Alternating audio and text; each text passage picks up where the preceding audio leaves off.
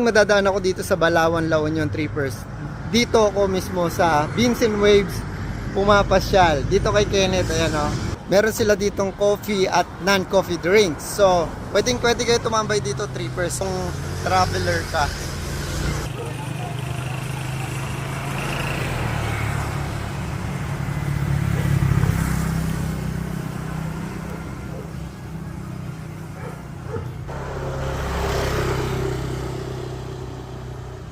Doon lang banda yung man-made forest, Trippers, ayun o.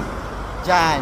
Kaya pwede nyo puntahan yung man-made forest, Trippers habang nakatambay kayo dito sa Beans and Waves. Ayan o.